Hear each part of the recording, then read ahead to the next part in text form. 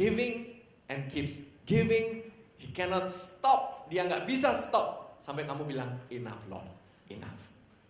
Itulah hati daripada Tuhan kita. That's the generous heart of our Lord Jesus Christ. Ya. So hari ini saya ingin langsung aja get into the word. Saya kemarin waktu lagi merenungkan firman Tuhan dan it's been a while saya nggak memberitakan firman ini.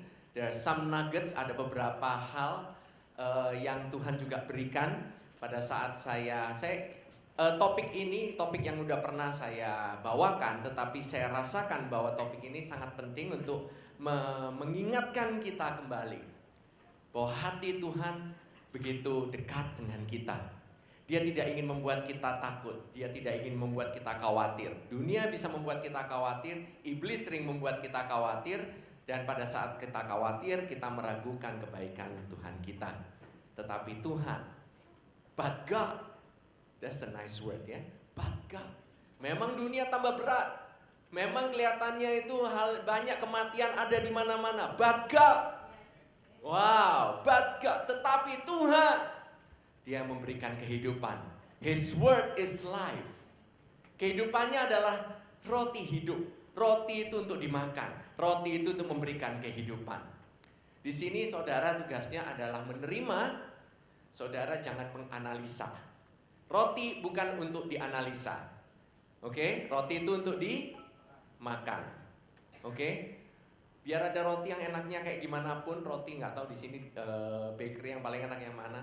Our culinary pastor Roni udah tahu mana yang paling enak dari semua bakery. Tapi kalau kita hanya menganalisa roti itu, wah rotinya indah ya, rotinya itu luar biasa ya, wah enak sekali ya kelihatannya, tapi nggak pernah makan, kamu tidak akan pernah hidup. Kamu mau analisa sampai besok juga gitu loh istilahnya ya. Kalau roti itu nggak dimakan, you just get knowledge, but you don't get the revelation. Kau tidak akan mendapatkan makanan yang membawa kehidupan. Okay? So today, let's not analyze, but receive.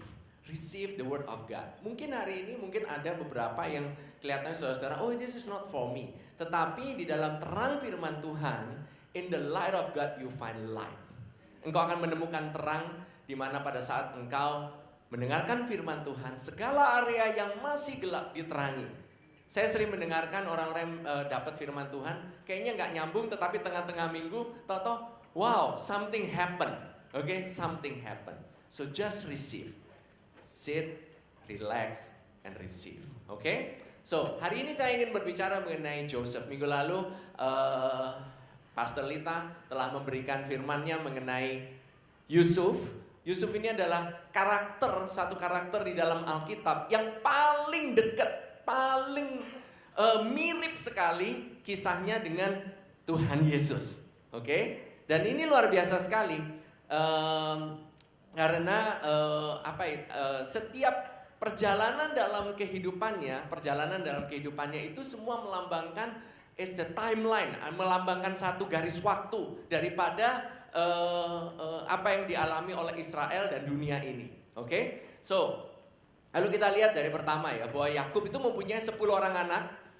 Oke? Dan 2 orang anak ini dari istri yang dia sangat kasihi, yaitu Rahel. Oke? Nah, dari 10 anak ini, 10 melambangkan apa?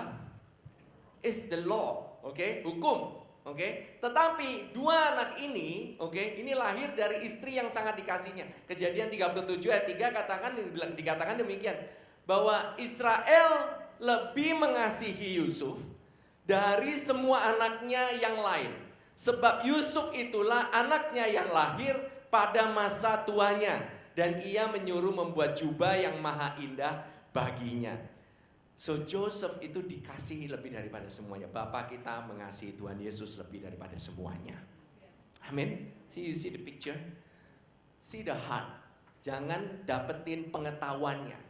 Saudara nggak akan keluar dari tempat ini kalau cuma dapat pengetahuan, tidak akan diubahkan. But lihat hatinya Tuhan, okay? See the heart of our Lord Jesus Christ. Bahwa Yusuf ini adalah perlambangan daripada Yesus ini sendiri. Di mana saudara-saudara yang lain, as much as God love holiness, bahwa Tuhan itu mencintai kekudusan, dia uphold the law, dia sendiri yang memberikan hukum itu juga, tetapi dia lebih mencintai Tuhan Yesus dibanding daripada semuanya. Jesus is the most loveliest. Di sini saudara akan melihat bukan prinsip, saudara tidak melihat langkah, tetapi saudara melihat Yesus. Pada saat engkau melihat Yesus, engkau akan diubahkan, transform daripada kemuliaan kepada kemuliaan. You are transformed by beholding, not by doing. Oke, saudara diubahkan bukan karena melakukan, tetapi karena melihat. The act of beholding. Oke, nah menariknya Yusuf punya saudara satu ibu yang juga sangat dikasihinya. Oke, sangat dikasih oleh bapak juga. Namanya Benyamin. Oke, ada di sini yang mungkin namanya Benyamin. Blessed are you, but the minister of Israel saat ini adalah Benjamin Netanyahu. Can you imagine, ini luar biasa sekali. Benjamin Netanyahu is the last prime minister of Israel these days. Dan waktu dia itu sedang melayani, istilahnya ada duduk di dalam partai politik, irregardless, tidak peduli dari apa yang orang katakan mengenai dia. Tetapi ini ada divine-nya. Karena apa yang dialami oleh Israel itu adalah apa yang sedang dialami oleh dunia ini. The center is on Israel. Oke? So, kalau kita lihat, Yesus diberikan jubah kemuliaan, jubah kekudusan. Jubah kekudusan itu ada padanya dan Bapa yang mengenakannya. Jubah kebenaran itu dibuat oleh Bapa sendiri. Karena dialah sumber daripada kebenaran itu. Jesus wore that robe, yang nantinya saudara-saudara akan lihat bagaimana that robe itu dipas kepada the Benjamin generation. Nah, kalau kita lihat Yusuf itu adalah gambaran daripada Tuhan Yesus Kristus. Karena apa? Dia datang kepada saudara-saudaranya sendiri dan saudara-saudaranya menolak dia. Orang Israel menolak Tuhan Yesus. Dan kurang lebih selama 2000 tahun ini karena penolakan itu orang Israel mengalami penderitaan. Kalian mikir bahwa wah orang Israel ini pasti gara-gara mereka ini melakukan hal ini, melakukan hal itu gitu ya. Mulai dari zamannya Hitler, bencinya orang-orang terhadap orang Israel, itu adalah bukan sesuatu hal yang dikarenakan apa yang mereka lakukan, tetapi bencinya itu adalah benci yang sangat supernatural. It's a supernatural hate. That's why waktu kita pergi ke Israel, waktu kita melihat Israel, sometimes kalau dilihat negaranya gitu ya, kalau bagi yang pernah lihat ke Israel, itu biasa-biasa aja, ya begitu-begitu aja gitu loh istilahnya. But you fall in love with that land. Kamu itu kayak mengasihi orang-orang yang ada di sana tanpa kamu sadari. Somehow you want to go back. Kamu mau kembali, kayaknya kamu mau melihat gitu ya, wow gitu ya, kenapa kok kayaknya kepingin banget pergi Israel. Dan love is also supernatural. Kalau hate-nya supernatural, love-nya itu juga supernatural. Why?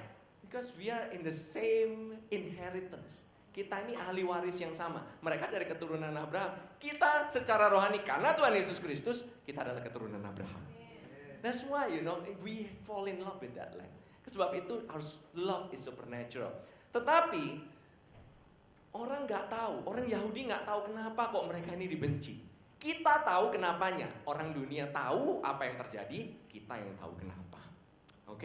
Nah, saudara bisa lihat ya, bayangin ya, waktu the place di mana orang-orang Yahudi itu di sana itu dia pergi untuk menyejahterakan. Jadi Yusuf tuh pergi ke saudara-saudaranya untuk menyejahterakan mereka. Tuhan Yesus datang kepada orang Israel untuk menyejahterakan mereka, tetapi ditolak sama mereka. Betul? Nah, ini saudara, sekali lagi, ini sudah ada di dalam firman Tuhan. God already knows. Why? Kenapa sampai mereka menolak? Supaya ada rancangan bagi kita semua. Can you imagine kalau mereka udah terima, that's it man. Gitu, mereka itu udah safe, they're okay man. Bagaimana about the rest of the world? Because they reject, kita yang menerima benefitnya saudara-saudara. Karena di reject, Tuhan Yesus di reject di Israel, kita yang menerima benefitnya. That's how God curious plan. Saya nggak tahu gimana caranya gitu ya. Somehow Yusuf aja dia nggak tahu bakalan ditolak atau dibunuh. Bedanya di sana, Yesus tahu. Yusuf nggak tahu dia mau ditolak, nggak tahu. Dia mau dibunuh juga nggak tahu. Jesus knows. Ya, nah Yusuf dia dibuang ke ke Mesir. Dia dibuang ke Mesir untuk apa? Untuk menjadi roti hidup. Dia itu memenuhi kebutuhan makanan. Dikatakan bahwa kelaparan itu melanda seluruh dunia. There was ada satu historical account. Jadi ada yang dinamakan kayak dari misalnya National Geographic itu ya istilahnya, itu mencatat bahwa pernah terjadi kelaparan yang besar sekali, bahkan sampai ke China. Jadi ini bukannya kelaparan cuma di daerah-daerah dekat-dekat sana, tapi seluruh dunia. So this is a supernatural famine, kelaparan yang melanda. Saudara bisa melihat ya bahwa sekarang ini banyak orang lagi kelaparan. Banyak orang lagi sedang searching. Their soul is so hungry. Their soul is so thirsty. But Jesus, Yusuf yang dibuang ke Mesir, dia menjadi roti hidup. Yesus dibuang ke dunia ini untuk menjadi roti hidup bagi kita semua. Dia memberi makan kita semua. Orang mencari-cari, orang berusaha untuk membeli makanan, gak ketemu. Bukan apa? Mereka tuh gak bisa nanam karena terjadi kelaparan yang hebat. Oke? Now, orang juga mencari-cari solusi daripada perekonomian ini. Orang selalu mencari solusi daripada kesepian yang mereka hadapi. Saudara pikir Pokemon Go itu hanya sekedar fenomena? No, this is a spiritual condition. Ini kondisi spiritual. Orang ini mencari. Mereka mencari kemana-mana gitu ya istilahnya.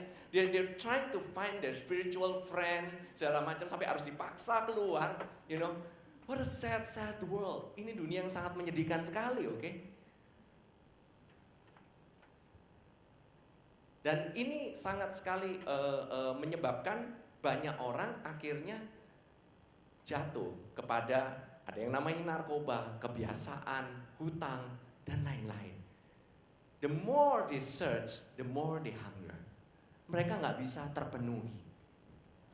Tapi saudara lihat, orang-orang Israel waktu datang ke Mesir, mereka itu dibutakan. Yesus waktu datang ke orang Israel nggak bisa lihat Yesus. Orang Israel tidak bisa melihat bahwa dia ini Mesias yang datang untuk menyelamatkan mereka. Yusuf waktu ada di Mesir dengan semua make-upnya, saudara-saudara pernah lihat ya, ada make-upnya lah, ada ininya lah, orang ada eyelashesnya, ada maskaranya, segala macam. Mungkin kalau pernah nonton filmnya orang-orang yang di Mesir gitu ya istilahnya, you know, orang-orang saudaranya sendiri tidak mengenali Yusuf, oke? Tidak mengenali sama sekali.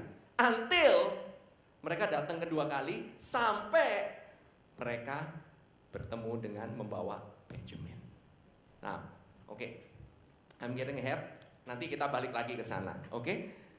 Mungkin saudara-saudaranya itu bisa melupakan Yusuf, tetapi Yusuf tidak pernah melupakan mereka. Mungkin orang-orang Israel bilang Tuhan lupa sama mereka, tetapi Yesus tidak pernah lupa. Orang Israel pasti akan diselamatkan. Dan kita semua pasti diselamatkan. Dia mengingat. Oke. Nah, Yusuf dijual ke Mesir. Dia tidak membawa atribut apa-apa. Dia tidak membawa bahkan gelarnya. Percuma. Orang yang dijadikan budak terus bilang, "Saya profesor dari Hebrew University." Gak ada yang tahu, men. Ini orang begitu masuk ke pedagang-pedagang Ismail, langsung dijual itu strip naked. Yesus turun ke dunia, di strip dari semua ketuhanannya. Oke, there's certain powers limited only, tetapi dia menanggalkan keilahiannya hanya untuk supaya dia bisa bersama-sama dengan kita semua. Amin. Dia nanggung, Yusuf itu nanggung malu, sama seperti Yesus, dia menanggung malu daripada dunia ini. Dunia ini udah naked. tapi masih nggak berasa bahwa kita ini naked, nggak punya apa-apa. That's how selfish we are. Itu begitu self-oriented sekali. Kita ini begitu mengagungkan diri kita, padahal kita nggak ada apa-apanya. Amin. Why? Karena dia harus menanggalkan ini untuk bisa menebus kita semua. Kemudian Yusuf dijual kepada seorang pegawainya Firaun yang namanya Mr. Pot or Potiphar. Oke? Potiphar itu artinya he who is given. Oke? Dia yang diberikan. Nah, ini nanti saudara akan melihat Potiphar ini lambang apa? Last week waktu Pastor Lita lagi menjelaskan mengenai Yusuf, somehow Tuhan tuh kayak ngomong sih buat Potiphar, lihat keadaan Yesus dan lihat mengenai istrinya. Istrinya nggak pernah disebutkan namanya. Maybe istrinya namanya Mrs. Potiphar. Ada di dalam other literature, ada di dalam literatur yang lain dinamakan Zulaika. Ada yang ngomong kayaknya begitu. Ada yang ngomong juga ini kalau saudara nanti akan lihat gitu ya. Ada satu lagi bahwa Yusuf itu menikah dengan anaknya seorang imam yang namanya Potifera, imam dari On, punya anak namanya Asna.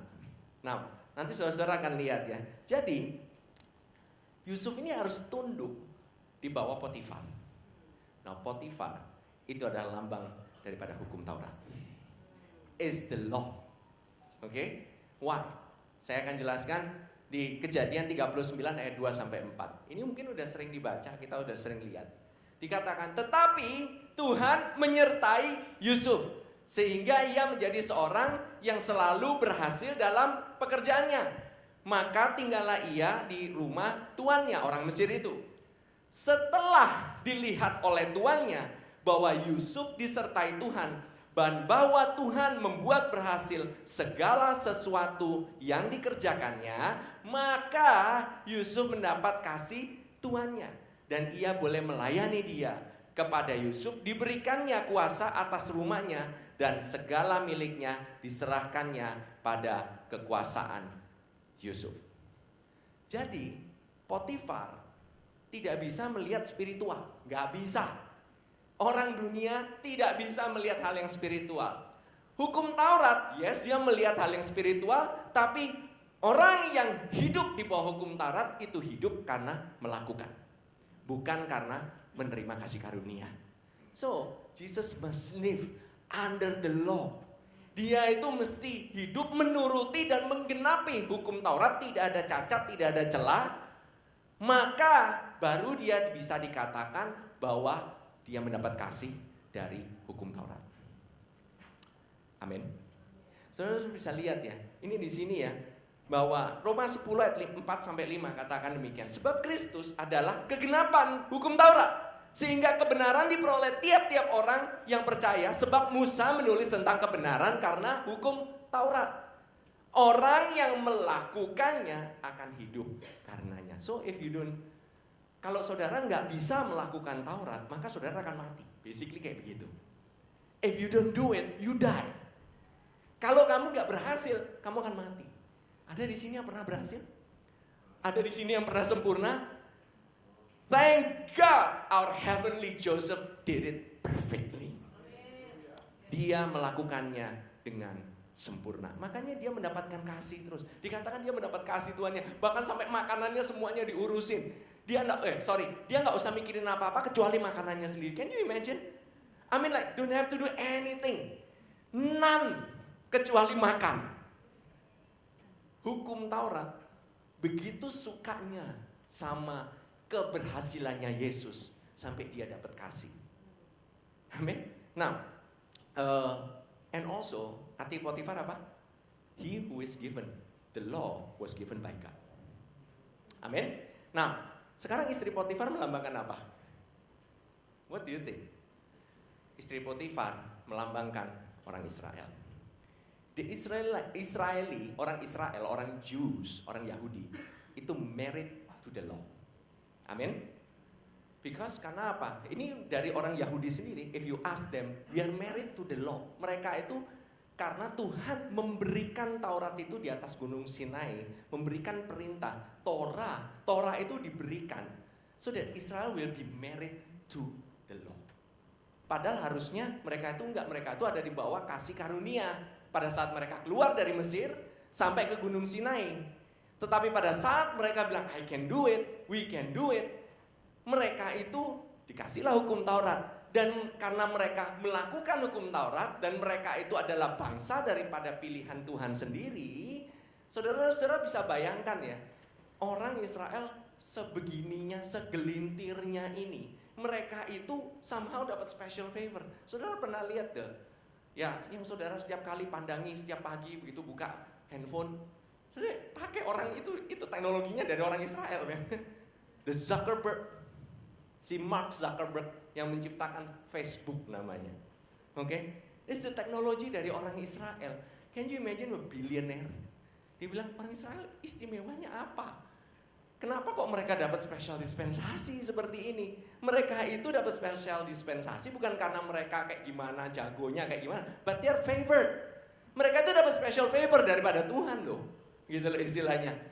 Orang yang dapat special favor aja karena perjanjian, bukan karena apa yang mereka lakukan aja, itu kayak begini. Apalagi kita. Kita bukan dapat cuman favornya doang, tapi favor itu tinggal di dalam kita. Yang namanya Tuhan Yesus. The favor lives in us. Amin. Nah, saudara-saudara kalau melihat kayak begini ya, ini luar biasa sekali. Tuhan Yesus itu saya kecepatan. Nah, gini. Istri daripada Potifar itu adalah orang Israel. Nah, orang dikatakan bahwa Yusuf itu paras eloknya. Dia itu ganteng lah, kurang lebih kayak gitu. Berondong gitu loh. Masih muda, cakep gitu loh istilahnya. Nah, ini si Tante Pot ini somehow dia ini punya gimana itu terpikat somehow, terpikat dengan keindahannya, parasnya daripada Yusuf ini. Orang Israel pada waktu Yesus datang itu terpikat dengan Tuhan Yesus.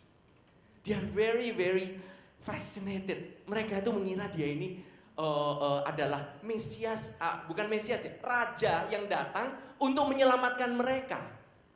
Oke, bahkan dia ini disedius.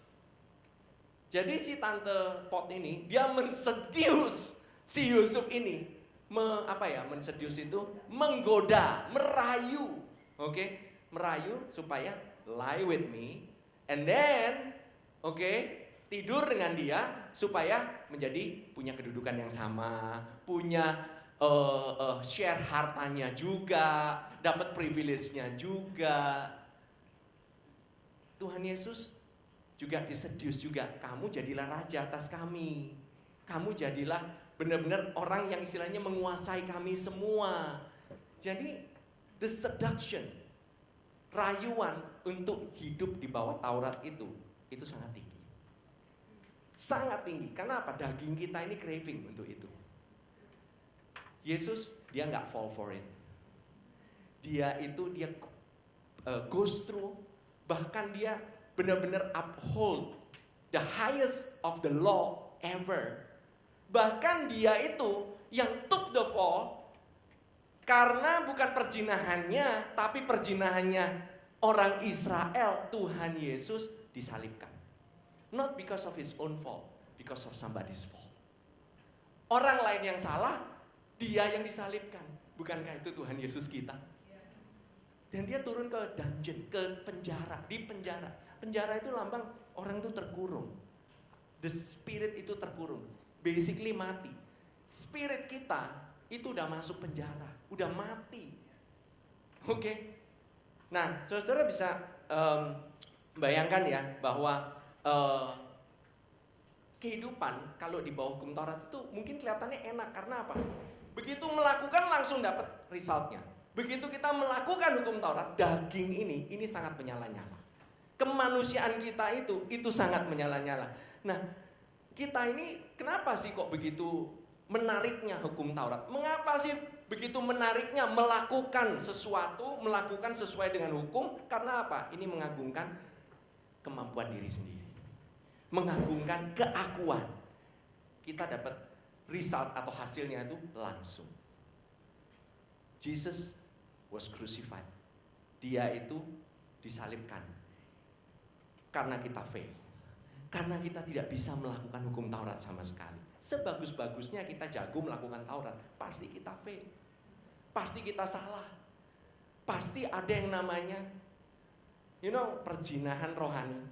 Perjinahan rohani itu adalah kamu kalau misalnya nurut kuat itu ingin melakukan hukum Taurat. Terus begitu nggak kuat, kamu bilang, ya ini semua kan karena kasih karunia. Habis sudah kuat karena kasih karunia, bilang, ayo kita lakukan, mari kita lakukan hal ini, hal itu, berikan, ayo ini semua berikan pada Tuhan. Begitu kita nggak kuat, jatuh lagi kepada kasih karunia. You're playing with two husband or with two men. Oke, ini sama dengan perzinahan rohani. Yet Jesus, He took the fall. Dia yang ngambil semua failure-nya kita. Dia ngambil semuanya itu dan dia goes to die in the dungeon of sin. Penjara dosa supaya kita dibebaskan. Bahkan semasa kita masih berdosa. Amin. Nah, ini menarik sekali bahwa Yusuf ini juga dia akhirnya dia menikahi yang namanya Asnat. Asnat itu adalah anak daripada Potifera. Potifera ini berarti kalau misalnya ini adalah Potifar, dia itu anaknya dari orang yang menjebloskan dia ke penjara. Anak daripada orang yang betray. All of us, itu Jesus married to us. Jesus married us. Not because karena kita ini cakep, karena kita ini keren, karena kita ini jago. Enggak. Why? Because He loves us so much. Dia itu mau mati karena dia itu this nature itu giver. Di mana dosa semakin banyak, kasih karunia superabound. Tempat di mana dia disalibkan. Jadi gini ya, daging kita dihadapkan dengan yang namanya Yesus di atas kayu salib. Daging kita, kemanusiaannya kita. Manusianya kita itu apa sih? Segala macam. Mau gelarnya kita, kemampuan kita, manusia yang beragama, manusia yang gak beragama, manusia yang patuh sama hukum, orang pemerintahan, orang sosial, orang apapun lah. Seluruh manusia dihadapkan dengan Tuhan Yesus di kayu salib. When flesh meet that love, flesh crucified. Daging itu menyalibkan. Tetapi sama Tuhan Yesus dijawab, Dia menelan semua dosa-dosa itu. Di hadapan dosa, kasih karunia menelan dosa itu sampai habis. Di tempat di mana dia disalibkan, dia bilang, maka kamu akan menjadi saksiku. Di mana pertama? Yerusalem. Yerusalem itu tempat dia itu di-crucify loh. Yerusalem itu tempat dia dikhianati. Yerusalem tempat dia dibunuh.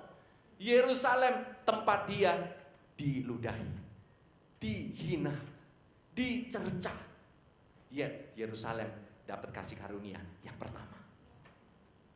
Dari Yerusalem, Yudea, Samaria sampai ke ujung bumi. Dia nggak mulainya dari ujung-ujung berung. Kembali lagi tuh istilah ujung berung. Ujung berung katanya dekat sini kan, nggak terlalu jauh. Dia mulai dari tempat di mana dia dikhianati, dia disalibkan. Amin. Saudara, saya mengharapkan lebih banyak lagi pendeta-pendeta, pengkhotbah, guru-guru, bahkan orang-orang yang memberitakan tentang kasih karunia ini. Karena di hadapan kasih karunia, dosa itu akan hilang kuasanya. Justru kalau kita membicarakan dosa, digedein dosanya ini, ada dosa itu, dikatakan ini kamu punya dosa, itu kamu punya dosa, dosa akan memakan orang itu sampai orang itu mati. Tetapi di hadapan kasih karunia, dosa itu akan dimakan habis, dihabisin semuanya, because grace swallow up sin. superabound of grace. Amin. Amin. Oke, next. Kejadian 41 ayat 45.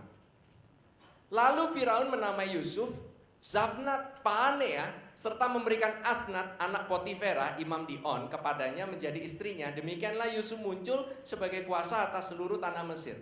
Tahu saudara artinya Zafnat Paanea? Gak pernah diartikan, tetapi ternyata setelah diartikan dari bahasa Egyptian artinya kalau saudara cek ya di Alkitab gitu ya, atau yang mungkin punya strong concordance gitu, artinya the treasury of the glorious rest. Interesting ya, treasury of the glorious rest. Nah, orang Egyptian cuma tahu satu.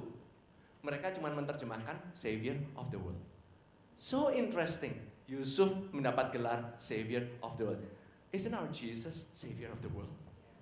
Bukankah dia treasury of our glorious rest? Begitu luar biasanya Tuhan Yesus.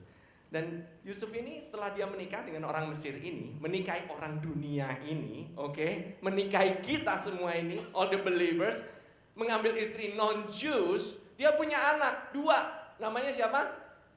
Manasye dan Efraim. Manasye artinya apa? Allah telah membuat aku lupa sama sekali kepada kesukaranku dan kepada rumah bapakku. Itu artinya namanya Manasye. Kita membuat Yesus lupa akan kesengsaraannya, ditolak, dihina di atas kayu salib. Pada saat dia melihat kita, when he see us, dia lupa. Waktu dia ditolak sama bangsanya sendiri, dia lihat kita, dia nggak pernah melupakan. Amin. Dia lupa sakitnya. Terus kemudian artinya Efraim apa? Efraim artinya Allah membuat aku mendapat anak dalam negeri kesengsaraanku. God has caused me to be fruitful in the land of my affliction. Pada saat dia mengalami sengsara, dia ditusuk, keluarlah buah, yaitu gereja Tuhan. That's Manasye and Ephraim. Nah, pertama kali waktu waktu orang Israel, waktu anak-anaknya Yakub datang ke Mesir, dia nggak mengenali Yusuf. Tapi kali kedua, barulah Yusuf reveal.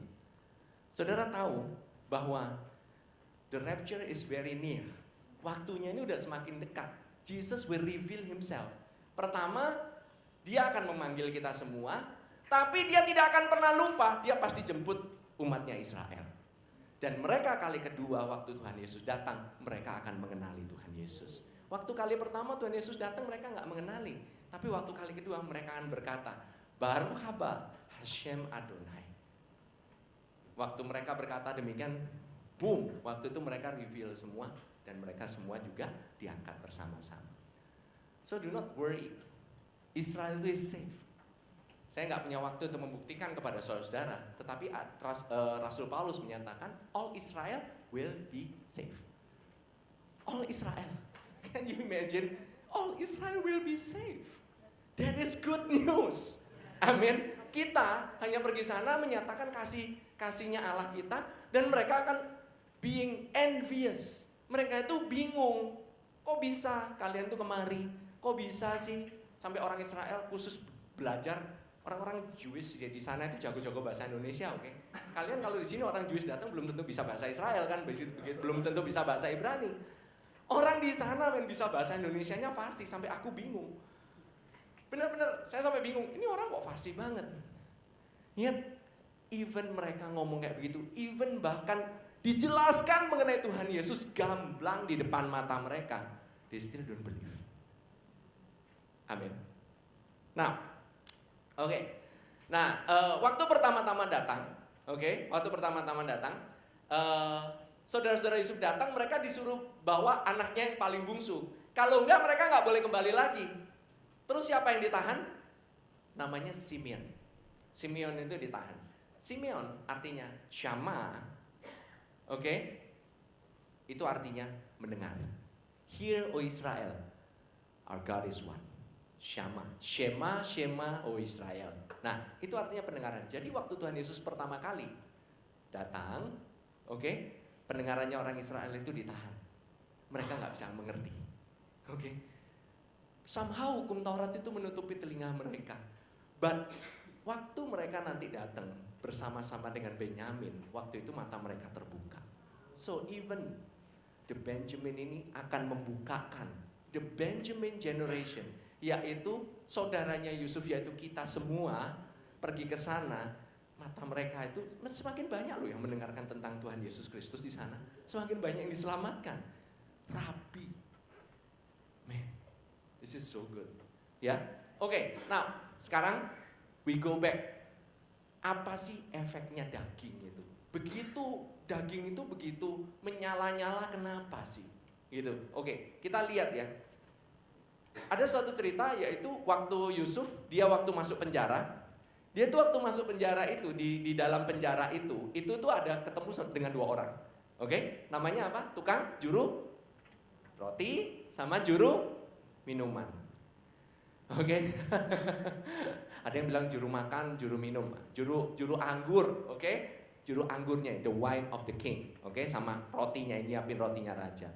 Tuhan Yesus waktu dia disalibkan, dia bersama dengan 2 penjahat. See? The paralel, kanan dan kiri. Yang satu dikatakan ya, ini merepresent what ya, oke? Kenapa sih kok Yusuf mesti masuk penjara bersama 2 orang? Karena Yesus harus masuk ke dalam penjara, ikut bersama-sama dalam penjara kematian itu untuk bisa membebaskan. Oke? Nah, Kejadian 40 ayat 9 sampai 13. Ya kita lihat sama-sama. Kita bilang, waktu itu somehow juru minumannya dapat mimpi. Yusuf ini dikenal sebagai dia ini menerjemahkan mimpi. Oke? Pertama, Yusuf itu yang dapat mimpi. Kedua, Yusuf itu menerjemahkan mimpi. Oke. Nah, dikatakan demikian. Kemudian juru minuman itu menceritakan mimpinya kepada Yusuf, katanya, dalam mimpiku itu tanpa ada pohon anggur di depanku. Pohon anggur itu ada 3 carangnya. Perhatikan ya, pohon anggur 3 carang. Dan baru saja pohon itu bertunas, bunganya sudah keluar dan tandan-tandannya penuh buah anggur yang ranum. So it's a ripe wine. Oke? Dan di tanganku ada piala Firaun. Buah anggur itu kuambil, lalu kuperas ke dalam piala Firaun, kemudian kusampaikan piala itu ke tangan Firaun. Kata Yusuf kepadanya, beginilah arti mimpi itu. Ketiga carang itu artinya 3 hari. Dalam 3 hari ini Firaun akan meninggikan engkau dan mengembalikan engkau ke dalam pangkatmu yang dahulu. Oke, perhatikan. Dan engkau akan menyampaikan piala ke tangan Firaun seperti dahulu kala ketika engkau menjadi juru minumannya. Pertama, anggur. Anggur itu melambangkan buah anggur yang diperas, itu dikatakan sebagai darahnya anggur. Oke? The blood of the wine, the blood of the grapes. Itu hasil dari perasan. Oke? Dinamakan the blood. Nah, kemudian Yesus katakan, Yesus adalah pokok anggur. He is the vine. Dan kita adalah carangnya. Betul. Nah, dikatakan juga bahwa bagaimana sih bisa terjadinya buah? Carang kalau berdiri sendiri, bisa nggak dia menghasilkan buah? Saya bilang sampai ayam tumbuh gigi juga gak bakalan itu carang bisa ada nongol buah anggur dengan sendirinya kalau tanpa pokok. Betul? By the way, ayam gak mungkin tumbuh gigi bagi yang belum tahu. Pelajaran biologi dasar, ayam gak bisa tumbuh gigi. Ya kan orang bilang, sampai lebaran kodok juga gak bakalan ada. Gak ada lebaran kodok gitu loh istilahnya. Nah ini ya, tahu nggak ya, butler atau si penjuru minuman, bisa nggak dia mengusahakan supaya anggur itu berbuah? Nggak bisa, dia harus menunggu kan, menunggu pokoknya mengeluarkan buah tanpa his own effort. Jadi Tuhan Yesuslah pokoknya, dia yang menghasilkan buahnya, dia yang berkorban, tubuhnya diperas, di Getsemani diperas, dan di atas kayu salib dia diperas. Keluarlah darahnya dan darah itu dipersembahkan kepada cup, the judgment chalice atau cangkir atau cawan penghakiman itu yang dia harus minum dan itu dipersembahkan kepada Bapa. No wonder Bapa mau terima. None of the butler's effort. Gak ada satupun manusianya di sana. Gak ada kedagingan manusia sama sekali. Ini murni pekerjaan Yesus. Carang itu cuma nyampein doang. Basically semuanya karena Tuhan Yesus. Tapi manusia bawaannya kepingin mengagungkan diri sendiri. I can give to the Lord. I can give. Give what? Saudara yang punya pemberian itu juga dikasihnya sama Tuhan. Asalnya dari Tuhan. Engkau membawa kembali, yes. But you never give to God. Only God is the ultimate giver. Yes, you are always a receiver. Kamu selalu adalah receiver, penerima benefit.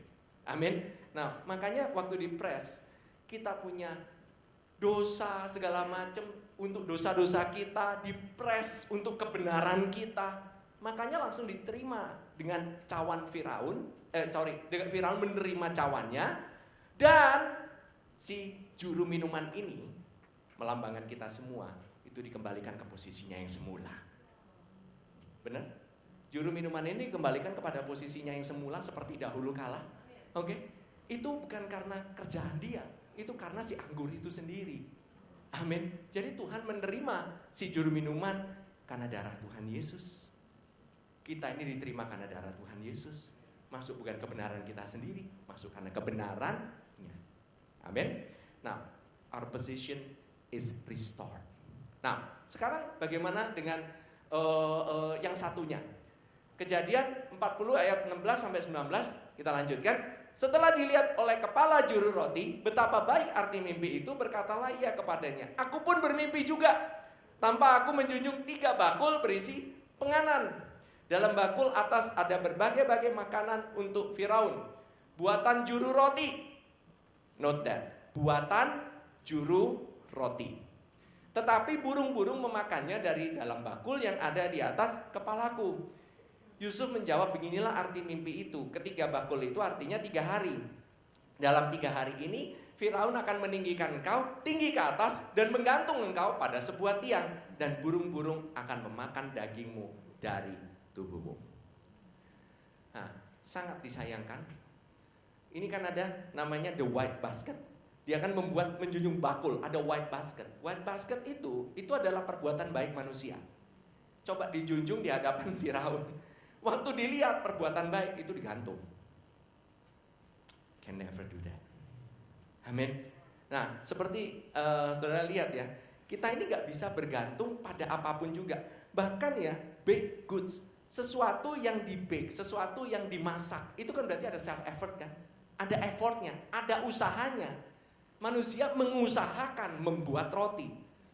Kedua, roti yang enak lah ya, bukan roti yang biasa-biasa, roti yang enak lah, pasti pakai ragi, namanya ragi, betul? Ragi melambangkan apa? Dosa. God can never accept a sinful offering. Ya nggak bisa, nggak boleh ada ragi. Amin. Can you imagine, ragi perbuatan baik dihidangkan ke Tuhan, langsung digantung. Tetapi somehow Tuhan kasih lagi juga another revelation. Bagaimana Tuhan Yesus, Dia yang digantung di atas kayu salib. Iblis semuanya itu, semua kesalahan kita, semuanya ditimpakan ke atas tubuhnya Tuhan Yesus. Bahkan sampai tubuhnya itu dimakan habis, supaya kita menjadi hidup kembali. Kita ini juru roti ini, istilahnya sebagai juru roti, we are not that good, okay? Bukan karena usaha kita, gak ada sama sekali. It's an act of faith. Kita ini semua diselamatkan karena iman. Kita diselamatkan oleh iman karena kasih karunia. Tidak ada sama sekali perbuatan kita sama sekali. Nah, talking about the flesh yang suka meninggikan. You know, flesh ini memang kadang-kadang bingung ya. Kedagingan manusia ini, coba ya kita lihat Kejadian 43 ayat 12. Waktu orang Israel, waktu kakak-kakaknya Yusuf, itu waktu pergi ke Israel, mereka itu karena mau beli kan, oke? Mereka membawa uang dong, gitu. Nah, waktu mereka bawa uang, yang terjadi demikian. Kejadian 42 ayat ke-15. Sorry sebelumnya ya, 42 ayat 15. Can you show it before? Yang sebelumnya? Oke, 42 ayat 35. Nah, 42 ayat 35. There you go. Ketika mereka mengosongkan karungnya, jadi udah beli nih, beli gandum. Kemudian mereka kan mau buka kan di rumah. Ketika mereka mengosongkan karungnya, tampaklah ada apa? Pundi-pundi uang masing-masing dalam karungnya. Dan ketika mereka berserta ayah mereka melihat pundi-pundi uang itu, ketakutanlah mereka. Ya iyalah, dikira nyolong. Belum bayar. Ya kan kok balik lagi. Udah beli, belum bayar. Apa sih artinya? We cannot buy the blessing of the Lord. Kita nggak bisa beli berkatnya Tuhan. None of us can. Kita mau coba bayar, kita mau coba apa? Kalau sampai ada orang ya bilang begini sama kalian, kalian kalau misalnya mau dapat kesembuhan, kalian mau dapat ini apa itu kehidupannya lebih makmur, perpuluhan dulu, persembahan dulu, lari cepet-cepet.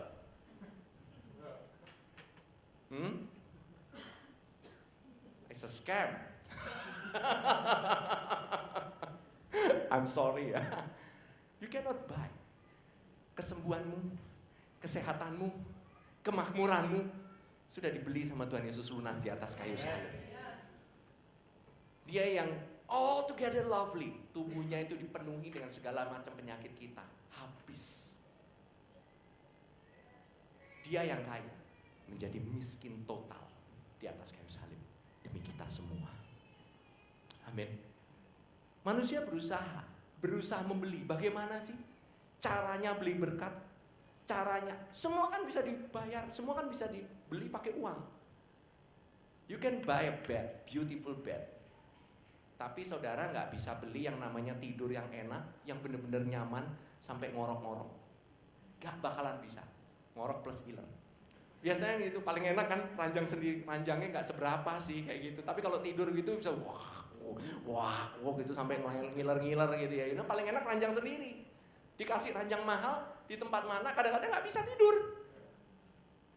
Saudara bisa beli rumah yang luar biasa, tapi saudara nggak bisa beli hubungan keluarga yang intim. Amin. Nah, saudara, kalau dilihat ya, manusia ini begitu kuatnya dagingnya. Manusia ini nggak ngerti bahwa Tuhan doang yang bisa ngasih. Kejadian 43:12, ceritanya gandumnya udah habis nih. Kan mesti balik lagi dong. Udah balik lagi kan ke Mesir. Coba apa yang dikatakan oleh Yakub.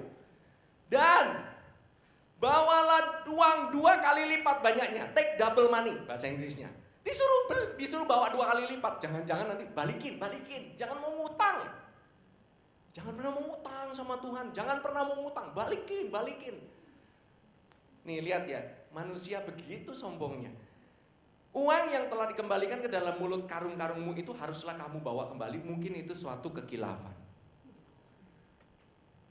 Waduh, gue udah dapat berkat begini banyak nih. Gue mesti hati-hati nih. Hati-hati nih. Wah, jangan-jangan nanti sesuatu nih, gitu. Mendingan gue bayar per bulan, pakai duit persembahan kalau bisa. Oke? Jangan sampai nanti jatuh sakit lagi, jatuh miskin lagi. Jangan lupa. Kamu memberikan persembahan, perpuluhanmu, kamu bawa kembali dengan sukacita. Kamu nggak sukacita, nggak usah. God doesn't need that tithing and offering. Dia bukan memerlukan kamu. Itu untuk benefitnya untuk kamu. When you get the revelation, it's for you, not for God. Amin. God wants to give and give and give. Dan kamu nggak bisa outgive God. Selalu dia always give. Amin. Kedagingan manusia itu nggak pernah bisa mengerti. Amin. Nah, Tuhan sudah membeli kesembuhan kita, kesehatan kita, kemakmuran kita. Itu memang lunas di atas kayu salib. Dan itu gratis loh. Tapi saudara, gratis bukan berarti murahan. Grace is free but not cheap. Itu dibayar dengan harga yang sangat mahal. Somebody paid for you. Gak ada yang bisa membayar. Makanya Yakub dia make another mistake. Tapi saudara lihat ya, dia waktu kedua kali beli 43, coba lihat ya, Kejadian 43 ayat 1 sampai 5.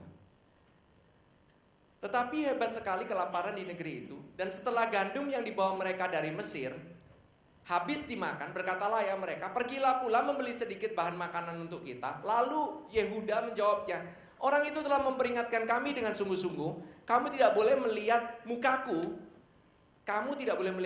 jika adikmu itu tidak ada bersama-sama dengan kamu. Jika engkau mau membiarkan adik kami pergi bersama-sama dengan kami, maka kami mau pergi ke sana dan membeli bahan makanan bagimu. Tetapi jika engkau tidak mau membiarkan dia pergi, maka kami tidak akan pergi ke sana. Sebab orang itu telah berkata kepada kami tidak boleh melihat mukaku jika adikmu itu tidak ada bersama-sama dengan kami. Dia bilang, Yakub sedih. Satu, kakaknya si Yusuf hilang. Sekarang Benyamin mau dibawa lagi. Masih ada kolateral lagi, jaminan sekarang. Ada si Simeon lagi ditahan.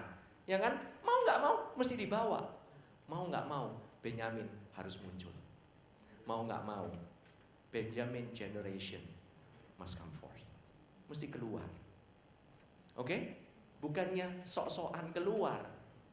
Tetapi supernaturally semakin banyak orang yang mendapatkan revelation daripada pewahyuan tentang kasih karunia ini, engkau akan secara tidak sadar, engkau harus berada di dunia ini pada waktu sekarang ini.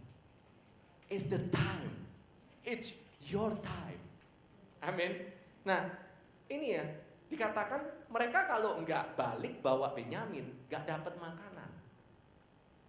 Dunia tidak akan dapat makanan sampai Benyamin itu muncul. Amin. Tidak akan ada makanan pewahyuan. The Benjamin generation must stand in the land. Dan Benyamin ini adalah yang paling bungsu, yang paling terakhir, oke? Bukan dalam hal usia, tapi yaitu generasi. Lihat ya. Kejadian 43 ayat 29. Apa yang saya bisa simpulkan akhirnya bahwa ini adalah generasinya Benyamin? Ketika Yusuf memandang kepada mereka, waktu itu udah dilihat ya. Dilihatlah Benyamin adiknya yang seibu dengan dia. Ini belum dikasih tahu nih. Orang Israel masih belum tahu, oke? Lalu katanya, inikah adikmu yang bungsu itu yang telah kamu sebut-sebut kepadaku? Lagi katanya, perkataan pertama yang disebutkan kepada Benyamin apa? Allah kiranya memberikan kasih karunia kepadamu anakku. God be gracious to you my son. That's the first word. Itu adalah kata pertama yang disebutkan kepada kita semua. The God's beloved generation. The Benjamin generation. God's be gracious to you. Dia gak pernah mengingat kesalahanmu sama sekali. God's be gracious to you. This is proof. Kata-kata pertama. Nah, kemudian saudara tahu kan artinya Benyamin? Ben-Yamin. Artinya Ben is son. Yamin artinya bukan bakmi Yamin. Oke. Jangan lapar. Mikirnya udah mie Yamin. Yamin means the right hand, son of the right hand. Oke. Kata tangan kanannya. Oke. Dulu namanya Benyamin apa? Ben-Oni. Artinya anak sengsara.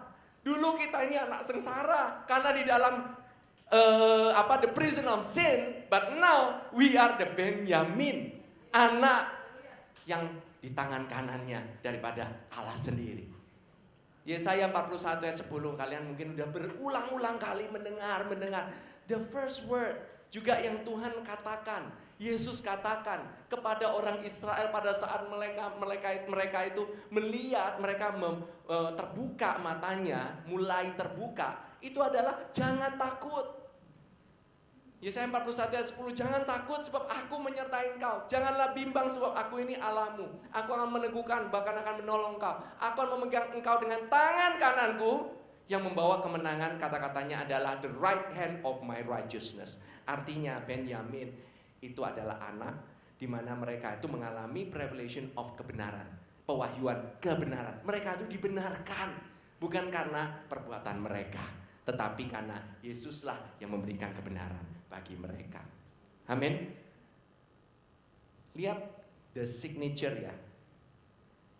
Kejadian 43 ayat 34. Lalu disajikan kepada mereka hidangan dari meja Yusuf. Tetapi yang diterima Benyamin adalah 5 kali lebih banyak dari setiap orang yang lain. Kalian udah tahu angka 5? Bahasa Ibraninya apa? Semuanya udah hafal. The Benjamin generation love this 5. Semuanya 5. Rumah 5. Handphone 5. Bank account 5. Plat mobil 5. Semuanya 5 times as much. It's truly 5 is the number of grace. Lihat ya, makanannya 5 kali yang diterima lebih banyak. Meaning apa sih? Generasi Benyamin, dia akan menerima 5 kali pewahyuan lebih banyak, bahkan dari generasi-generasi sebelumnya. You guys, kalian tahu nggak sih, di tempat ini, di God's Beloved Church, ini materinya materi sekolah teologi. You don't realize ya, ini materi ini nggak gampang, oke? Ini materi S2, sarjana teologi. Terus terang, saya nggak pernah ya. Belakangan saya udah ikut skripsi, dapat gelar sarjana teologi. Tetapi bukan berarti saya juga bisa mengerti semuanya. But if you got the revelation, it's from the Holy Spirit. Kalau kalian bisa mengerti tentang kasih karunia ini, you get it. Kalian somehow get it gitu ya. Kalian bisa terbuka. Man, you're even smarter daripada S2, S3 teologi yang lainnya loh, yang gak dapatkan tentang kasih karunia ini. Seriously. Nah, ini luar biasa sekali. Bukan hanya pewahyuan aja, tetapi pemenuhan kebutuhan. 5 times as much provision. Pemenuhan kebutuhan ini lebih banyak. Meaning kalau kalian sekarang ngalamin seret begitu segala macam, I'm pretty sure this year banyak yang akan mengalami the freedom from debt. Pembebasan hutang. This is the year of Yobel. Tahun Yobel besar dikatakan. 50th year of 50th year. Ini yang terjadi. 7 kali 7 kali 7 benar-benar sempurna banget. This year. Bahkan mungkin year-nya belum end. You guys already break free from debt. A lot of you akan mengalami supernatural cancellation of debt. Amin. That's what I believe. Kalau yang ngalamin dalam usaha, lagi seret segala macam, Tuhan akan membebaskan. Provisionnya yang luar biasa. 5 times as much.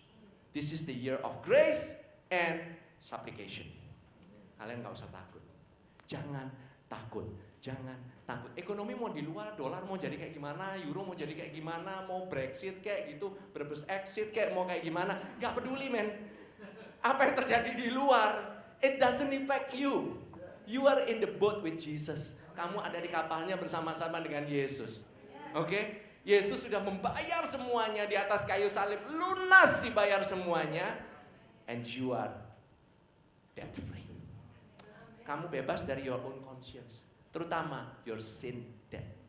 Dosamu, hutang dosamu ini loh, hutang kesalahanmu ini loh. Kamu dulu mungkin pernah buat kesalahan, hutang kesalahanmu sudah dibebaskan. All the debt has been clear, the sin debt has been clear. Amin. Next. Kejadian 44 ayat 2 katakan, Kejadian 45, benar, 45 ayat 22. Kepada mereka masing-masing diberikan sepotong pesalin, dan kepada Benyamin diberikan 300 uang perak dan 5 potong pesalin. Ini luar biasa sekali. Uang perak melambangkan penebusan. Pesalin itu melambangkan jubah kekudusan atau kebenaran. Diberikan 5 potong lebih banyak. You want the generation to be holy? Give them grace. Kamu mau generasimu selamat dari narkoba, teman-temanmu selamat dari narkoba, jangan dikasih law, kasih grace. Grace will swallow up narkobanya mereka, kebiasaannya mereka, semuanya, apa yang mereka alami, habis. Oke? Mereka ini dikenakan jubah kebenaran. Dan Tuhan sendiri yang memberikan jubah itu 5 kali lebih banyak. Amin. Mereka ini telah ditebus dengan darah yang sangat mahal. Last one. Okay? It's the last one. Wow. On time somehow. Kejadian 44 ayat yang kedua. Saudara tahu waktu mereka pulang, mereka waktu sebelum kembali dikejar. Waktu mereka bawa kantong berisi makanan gandum itu, tahu nggak apa yang dilakukan? Yusuf itu mau mereveal hati mereka sebelum dia memberikan kasih karunia-Nya. Manusia harus tahu betapa bobroknya mereka di hadapan Tuhan. Sampai orang itu ketahuan, sampai mereka ngaku, sampai mereka terbuka. Mereka masih awal-awal, mereka bilang, mereka masih menutup-nutupi, adik saya sudah nggak ada, ini segala macam. Ya waktu terakhir mereka ngaku akhirnya. Orang Israel harus sampai dibuka. Before you met His grace, kamu mesti mengalami siapa sih diri kamu itu sebenarnya. Kamu itu nggak bagus-bagus amat. You're not that good. I'm not that good. Penuh dengan dosa. Akuilah bahwa kita ini nggak mampu. Just admit it. Lihat ya. Dan pialaku, piala perak itu, taruhlah di dalam mulut karung anak yang bungsu, serta uang pembayar gandumnya juga. Maka diperbuatnyalah seperti yang dikatakan Yusuf. Ditaruh di siapa? Kantongnya siapa? Benyamin. Ditaruh di kantongnya Benyamin. Apa artinya? Kantong berbicara mengenai kemakmuran, prosperity, berkat-berkat, keuangan yang melimpah. Oke? Tuhan ingin mengaruniakan kepada generasi Benyamin berkat kemakmuran, kelimpahan. Supaya apa? Bukan supaya kita jadi sok, supaya kita bisa menjadi berkat bagi orang lain. Blessing with a purpose. God doesn't bless you with no purpose. God always bless you with a purpose. Supaya Tuhan bisa dimuliakan. Amin. Perak berbicara mengenai apa? Penebusan. Cawan berbicara mengenai the judgment atau penderitaan daripada Yesus. Cawan perak berbicara mengenai dosa-dosa kita sudah penuh dan harus diambil, diminum sama Tuhan Yesus. Cawan peraknya ada isinya enggak? Kosong. Cawan perak itu kosong ditaruh. Artinya apa? The judgment has been drank by Jesus. No more judgment for you. No more judgment for you. Yang ada apa? Penebusan, penebusan, penebusan. Menarik. Cawan peraknya cuma ada di kantongnya Benyamin. Gak ada di kantong yang lain. Because the Benjamin generation, generasi Benyamin, saudara-saudara dan saya yang telah mengerti akan kasih karunia ini, saudara dan saya yang akan memberitakan tentang berita penebusan bahwa Tuhan Yesus tidak lagi marah, bahwa Tuhan Bapa kita tidak lagi, Tuhan Yesus sudah menyerap semuanya. Dia sudah menyerap penderitaan segala macam, kita semua diserap, bahkan dosa-dosa kita diserap. No more judgment for you, no more judgment for the world. Kamu yang memerintahkan. Ditaruhnya di makanan. Gandum itu gambarannya makanan. Waktu buka kantong, waktu buka firman Tuhan, kamu melihat berita penebusan, the redemption work of our Christ Jesus. Setiap kali waktu kamu buka firman Tuhan, waktu kamu beritakan firman Tuhan, apa yang kamu beritakan? Kamu beritakan tentang penebusan. Penebusan daripada Kristus sendiri. Amin. No more judgment. Remember, saudara diberkati dengan suatu tujuan. Amin. Are you blessed? Next, nanti saya akan lanjutkan. Nah ini, tapi lanjutannya tenang aja. Ini agak berbeda, tapi another story of Joseph. Saya nggak punya banyak waktu. But I assure you, saya ingin meyakinkan saudara-saudara bahwa Tuhan, Dia begitu baik pada saudara-saudara. Dia mau saudara-saudara itu mendekat kepadanya. When you come near to God, God wants you to be near to Him. Dia yang mengundang kau untuk dekat kepadanya. Waktu engkau sedang mengalami kesulitan, jangan kau lari menjauh. God wants to bless you with 5 times more food, 5 times more clothes. Don't be afraid, don't be far. Saudara-saudara orang Israel, mereka ini semuanya saudara-saudaranya, anak-anak Israel ini semua ketakutan because of their sin. Seolah-olah dosa-dosa mereka ini mengejar. Tuhan tidak pernah mengejar lagi kesalahanmu di masa lampau. Dia nggak memperhitungkan kesalahanmu barang setitik pun loh, sama sekali enggak. Jangan kau pernah berpikir apa yang aku lakukan dulu pasti nanti akan dikejar terus. Kalau engkau mungkin pernah buat salah langkah, engkau pernah buat hal yang buruk, engkau pernah buat apapun itu, your sin and your iniquities is no more.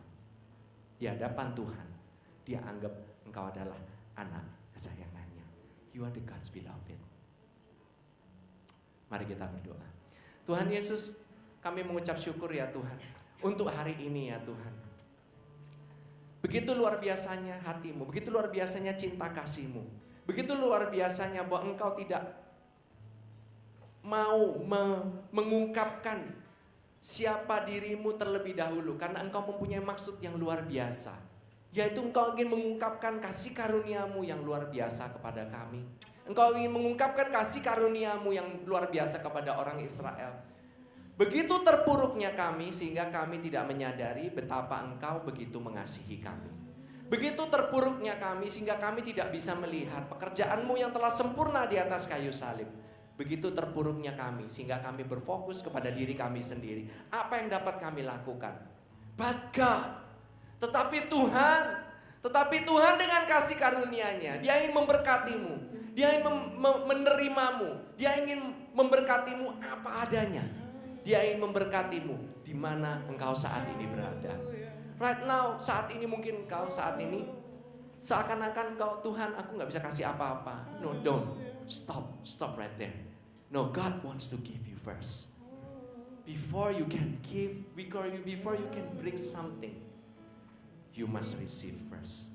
Terima pengampunannya. Terima berkat-Nya, terima kasih karunia-Nya, terima cinta kasih-Nya yang luar biasa. Jangan takut mendekat kepada-Nya. Tuhan tidak lagi marah kepadamu. Kalau engkau mengalami hal yang buruk, ketahuilah bahwa Tuhan sanggup, lebih daripada sanggup, untuk membuat hal yang buruk itu supaya bisa mendatangkan kebaikan. Dia akan mengubah hal yang buruk itu menjadi hal yang baik. Jangan takut, jangan takut, jangan takut. Thank you Lord Jesus, thank you Lord Jesus. Mari saudara-saudara, kita untuk teman-teman yang pada saat ini mungkin mendengarkan firman yang telah saya bagikan ini, dan mungkin ada beberapa di antara saudara yang berkata, Tuhan, aku ini orang berdosa, aku ini belum pernah mendengar tentang kabar baik ini. Pada hari ini aku mendengar kabar baik ini dan aku mau menerima. Aku mau percaya akan Tuhan Yesus Kristus. Dia begitu baik. Ikuti doa saya. Tuhan Yesus, terima kasih Tuhan Yesus. Pada hari ini, aku mau menerima kebaikan-Mu. Aku mau menerima kasih karunia-Mu. Hari ini aku menerima pengampunan dosaku. Aku menerima bahwa Engkau telah mau menjadikan aku sebagai anak-Mu. Engkau mengangkat aku, dan aku percaya kepadamu. Aku mempercayakan seluruh kehidupanku kepadamu saja. Tidak ada satu area dalam kehidupanku yang aku tidak mau percayakan kepadamu. Biarlah aku percaya mulai hari ini, bahkan sampai nanti Tuhan menjemput aku. Terima kasih Tuhan, Engkau telah menerima aku sebagai anak-Mu, dan aku menjadikan Engkau sebagai Tuhan dan Juru Selamatku setiap hari dalam kehidupanku. Terima kasih Yesus. Amin. Amin. Apabila saudara telah berdoa seperti demikian, dan saudara ingin bertumbuh dalam pengenalan akan Tuhan Yesus Kristus, mengenal siapa Dia, mengenal kebaikan-Nya, mengenal begitu luar biasanya, saudara perlu tahu apa yang sedang disediakan Tuhan untukmu pada hari-hari ini. Saudara bisa mengambil atau melihat di bookstore kalau ada materi-materi. Saudara bisa bertumbuh, saudara bisa bicara dengan usher, saudara bisa bicara kepada para leaders yang ada di tempat ini, supaya saudara bisa bertumbuh bersama-sama. Oke? Join the hangouts, join hangout. Oke? Luar biasa sekali. Ada hangouts yang di west, ada hangouts di south, ada hangouts di north, dan saudara nanti bisa melihat betapa waktu kita berbicara mengenai Tuhan Yesus, saudara akan melihat kehidupanmu mulai ditransformasikan. Oke? So, mari kita semua sama-sama bangkit berdiri. Let us close this service. Thank you Lord Jesus. Terima kasih Tuhan Yesus. Thank you Lord, thank you Lord, thank you Lord Jesus. Terima kasih Tuhan Yesus, Engkau telah memanggil kami sebagai Benjamin Generation, generasi Benyamin. Terima kasih Tuhan, Kau menjadikan kami anak yang duduk di sebelah kanan Allah Bapa. Duduk bersama-sama dengan Tuhan Yesus. Identitas kami adalah anak. Terima kasih Tuhan. Kami memiliki harta warisan yang sama dengan yang Tuhan Yesus miliki. Kami mengucap syukur ya Tuhan. Kesembuhan menjadi bagianmu. Kemakmuran menjadi bagianmu. Prosperity, peace, shalom peace menjadi bagianmu. Biarlah Tuhan memberkatimu dan Dia melindungimu. Biarlah Dia menyinarkan wajahnya kepadamu. Wajah yang penuh kasih. Wajah yang tidak pernah marah kembali. Dan Dia memberikan kepadamu kasih karunia-Nya. His hesed, kebaikannya, kasih setianya yang baru setiap pagi.